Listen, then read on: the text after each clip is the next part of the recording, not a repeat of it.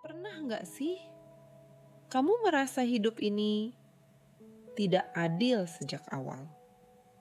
Saat orang lain lahir dengan banyak pilihan, sementara kita lahir dengan keharusan. Keharusan untuk kuat, keharusan untuk mandiri, dan seringkali keharusan untuk diam. Hari ini, aku ingin bercerita. Bukan cerita indah, bukan cerita yang dilebih-lebihkan. Ini kisah nyata dari seorang temanku sejak kecil.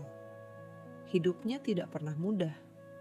Saat anak-anak lain pulang sekolah, dijemput orang tua, dia pulang sendiri.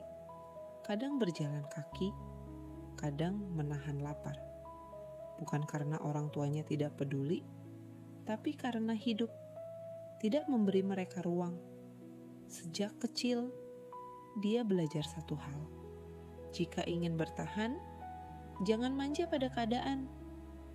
Masuk SMP, masuk SMA, hidupnya belum berubah. Dia tetap mandiri, tetap berjuang sendirian. Dia jarang bercerita, bukan karena tidak ingin, tapi karena takut dianggap lemah. Dan disitulah rasa malu itu tumbuh. Malu karena merasa tidak punya apa-apa. Malu karena merasa hidupnya tidak kemana-mana. Setelah lulus SMA, dia membuat keputusan besar. Dia merantau, keluar pulau. Bukan karena ingin terlihat hebat, bukan karena ingin dipuji, tapi karena satu hal, dia malu. Malu hidup di tempat yang mengingatkan pada kegagalan. Dan kadang, malu bukan kelemahan. Malulah yang mendorong seseorang untuk pergi lebih jauh dari rasa takutnya. Di tanah rantau, hidup tidak langsung berubah, bahkan lebih keras. Dan di satu malam, saat dia benar-benar lelah, dia berkata dalam hatinya, "Tuhan, kalau hidupku hanya sampai di sini, cukupkan saja. Tapi kalau Engkau masih memberiku jalan, tunjukkan. Aku sanggup menanggung lelahnya."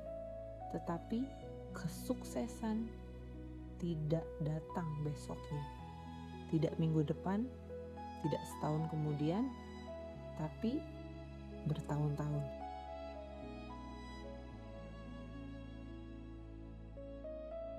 Dia jatuh, bangkit, jatuh lagi, dan bangkit lagi karena dia tahu orang yang tidak punya apa-apa, tidak punya alasan untuk berhenti. Dan hari itu akhirnya datang, hidupnya berubah.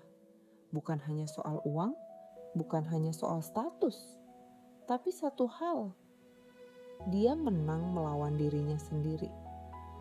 Kalau hari ini hidupmu terasa berat, ingat ini baik-baik.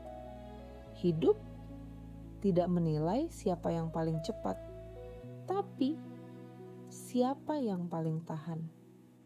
Kalau kamu masih bertahan sampai sekarang, itu artinya ceritamu belum selesai.